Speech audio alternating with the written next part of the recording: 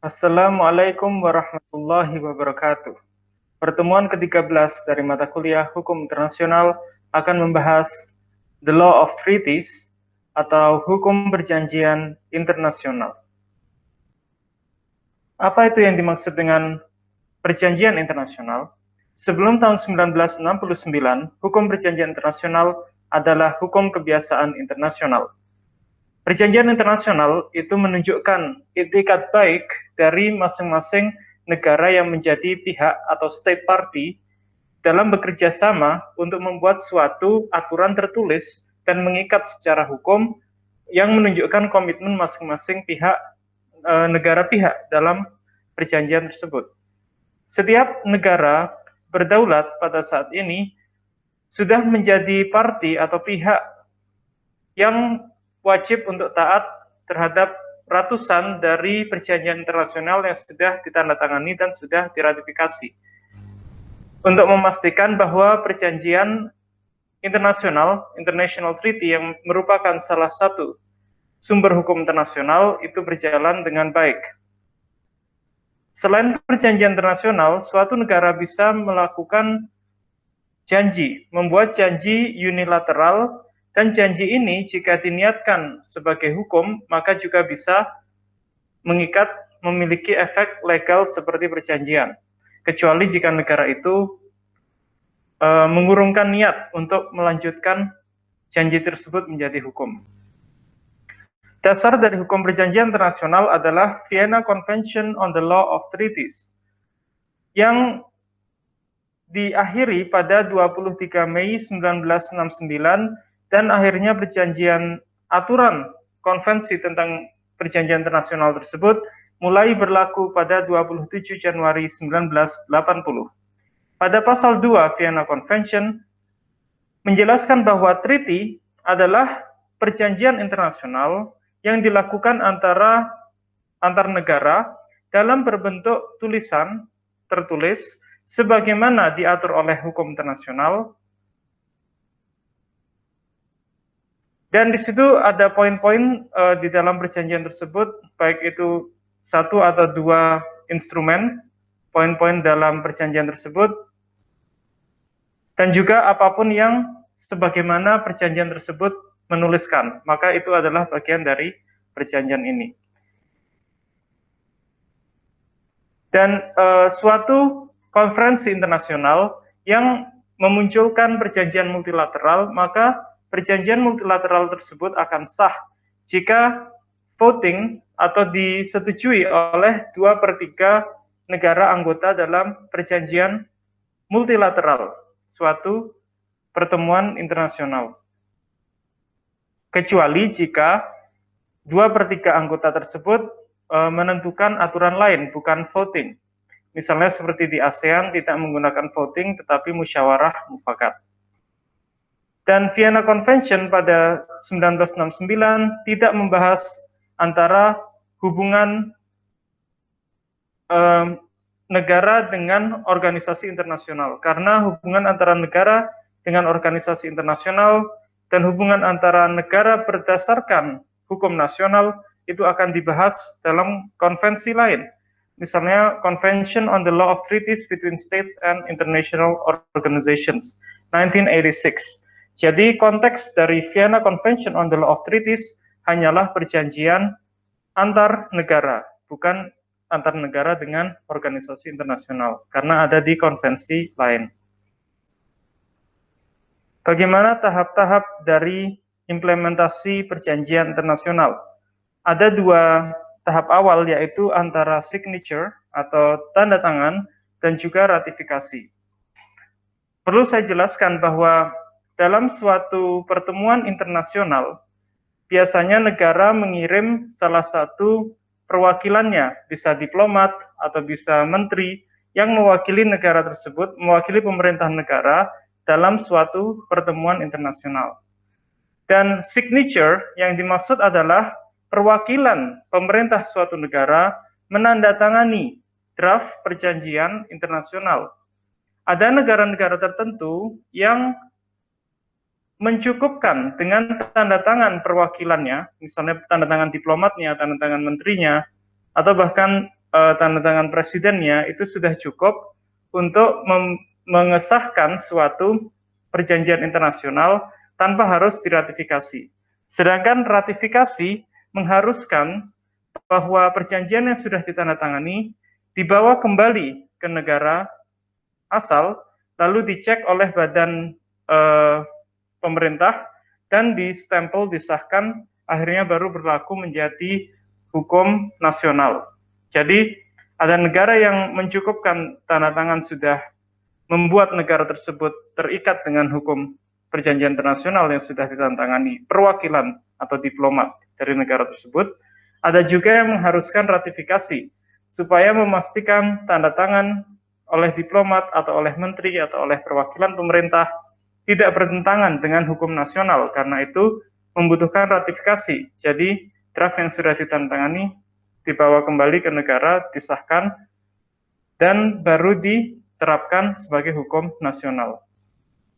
Mengimplementasikan perjanjian internasional berdasarkan pasal 26 Vienna Convention, Pacta Sunt Servanda, prinsip bahwa setiap perjanjian mengikat secara hukum kepada pihak-pihak yang telah menandatangani atau meratifikasinya, telah menyetujuinya, dan hal tersebut harus ditaati dengan niat yang baik. Pasal 18 Vienna Convention menjelaskan bahwa setiap negara bertanggung jawab atau wajib untuk menghindari tindakan-tindakan yang mungkin menggagalkan diterapkannya perjanjian yang sudah disetujui. Misalnya, berusaha menandatangani perjanjian yang sebenarnya negara itu tidak mau mengikatkan diri secara hukum, maka hal ini harus dihindari. Atau mungkin negara tersebut menyatakan secara langsung bahwa negara kami tidak mau terikat oleh aturan ini, dan kami ingin jangka waktu sebelum menerapkan aturan ini. Reservation to treaties. Apakah yang dimaksud reservation? Yaitu sebelum menyetujui suatu perjanjian, maka ada salah satu pihak yang mengajukan syarat atau merasa keberatan dengan poin-poin atau provisions yang ada di dalam perjanjian. Akhirnya perwakilan tersebut ingin agar ada perubahan-perubahan. Nanti kita akan bahas setelah ini. Salah satu pihak dalam perjanjian internasional menyetujui kebanyakan poin yang ada dalam perjanjian, tetapi ada beberapa poin yang merasa keberatan di situ, sehingga tidak mau mengikatkan diri 100% terhadap perjanjian. Tetapi berusaha untuk menunaikan kewajibannya mentaati poin-poin lain yang sudah disetujui dalam perjanjian. Dan konteks ini, jika terjadi reservation atau keberatan salah satu pihak, maka jika perjanjiannya bilateral, perjanjian tersebut tidak bisa dilanjutkan sama sekali. Karena satu pihak yang merasa keberatan dalam perjanjian bilateral sama saja dengan tidak ada perjanjian sama sekali. Sedangkan dalam perjanjian multilateral, maka sangat memungkinkan salah satu negara keberatan terhadap poin-poin tertentu yang ada dalam perjanjian. Dan ini menunjukkan bahwa prinsip kedaulatan negara sangat dihargai dalam pembuatan perjanjian internasional. Negara masih bisa mempertimbangkan keputusannya dan mendapatkan hak untuk mempertimbangkan ulang apakah akan menandatangani atau meratifikasi dalam jangka waktu yang sudah merasa siap. Ada juga beberapa perjanjian yang memang dari awal tidak berniat untuk memberi opsi untuk keberatan, dan juga perjanjian tersebut tidak berniat untuk memiliki efek mengikat secara hukum. Misalnya understandings, kesepemahaman, gitu, political statements atau pernyataan politik, atau bahkan deklarasi. Jadi sifatnya soft law, hukum lunak yang belum menjadi positive law, tidak mengikat secara hukum, hanya kesepemahaman antar negara. Bagaimana penerapan perjanjian-perjanjian internasional? Perjanjian internasional akan enter into force, akan berlaku secara hukum secepatnya setelah semua pihak yang berkepentingan dalam perjanjian tersebut setuju perjanjian tersebut diterapkan, baik bisa melalui tanda tangan atau ratifikasi.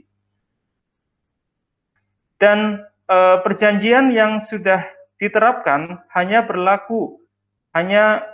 secara sah berlaku bagi negara-negara yang sudah meratifikasinya.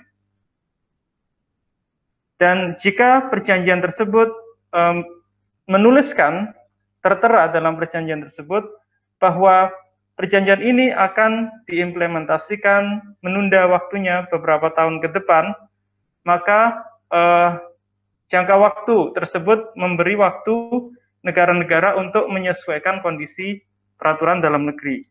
Saya ingat dulu seperti masyarakat ekonomi ASEAN, ASEAN Economic Community, dari awal sejak ASEAN Charter 2008 hingga implementasi pasar bebas 2015, di situ membutuhkan waktu beberapa tahun supaya negara-negara Asia Tenggara mempersiapkan kondisi ekonomi masing-masing. Dan ini sangat normal sekali. Third states, bagaimana dengan negara ketiga? Maka negara ketiga yang pada awalnya tidak terikat oleh perjanjian, maka tidak boleh diikat dalam perjanjian sebelum mereka menandatangani atau meratifikasi. Jadi misalnya ada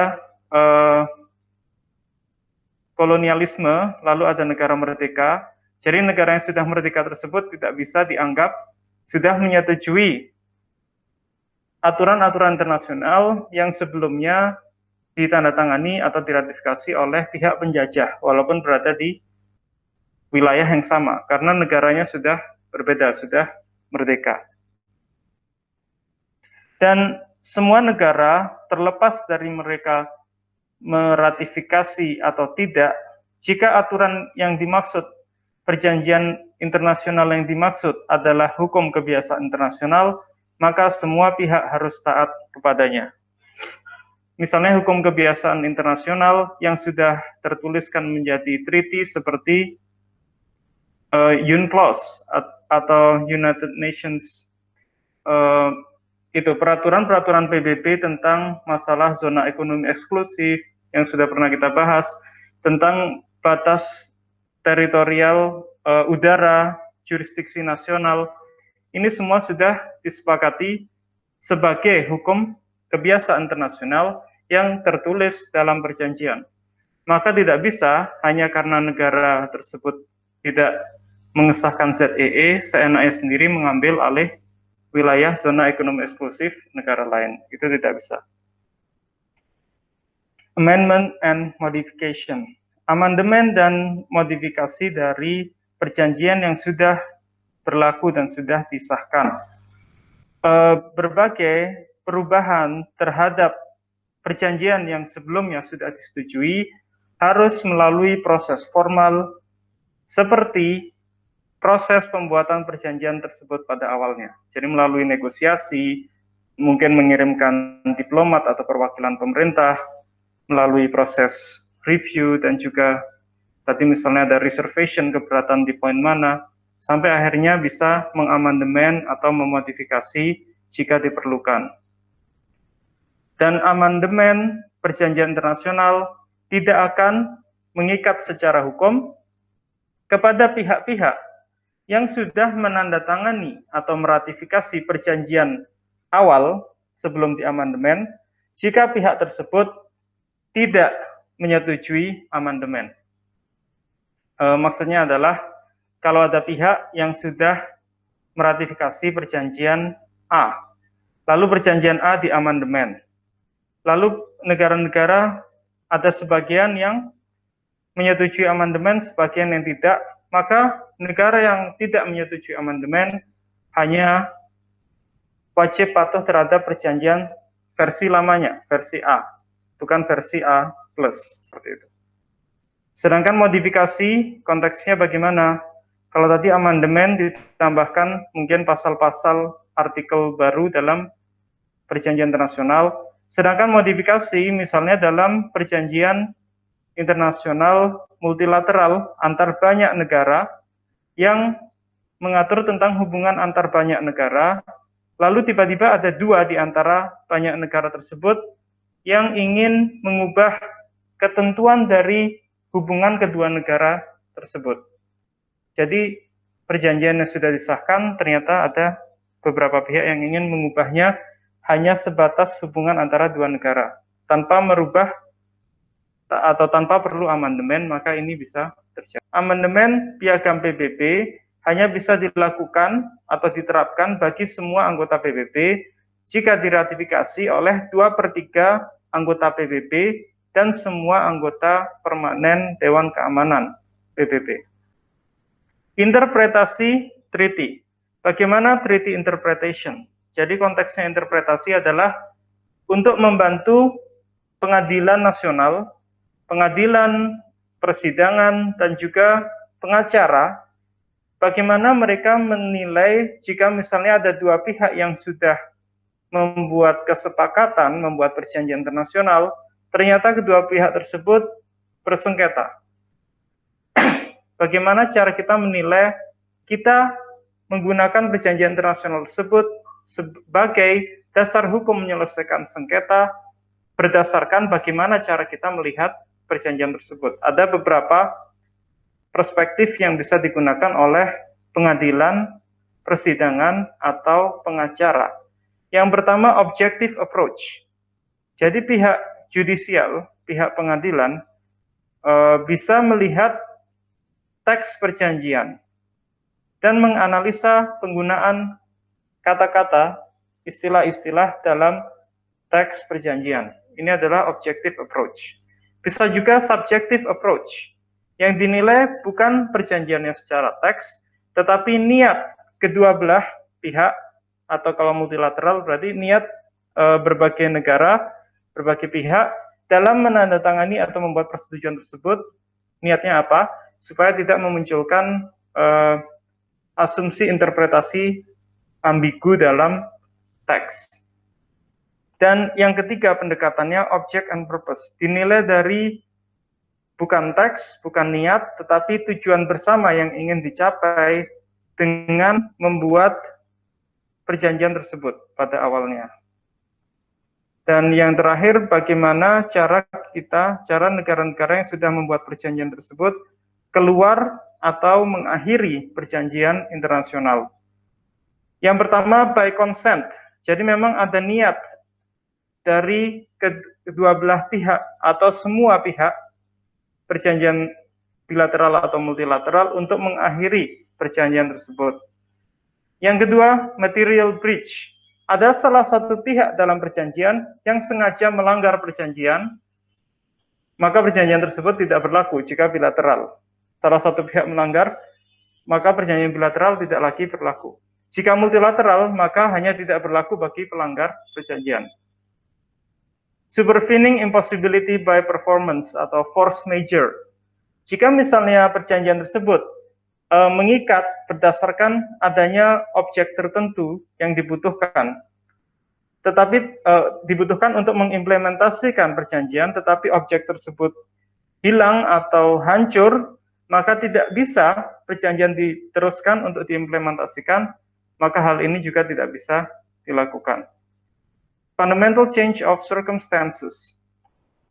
Jadi ada hal-hal lain yang menimbulkan transformasi drastis di dalam hak-hak dan kewajiban dalam perjanjian internasional tersebut.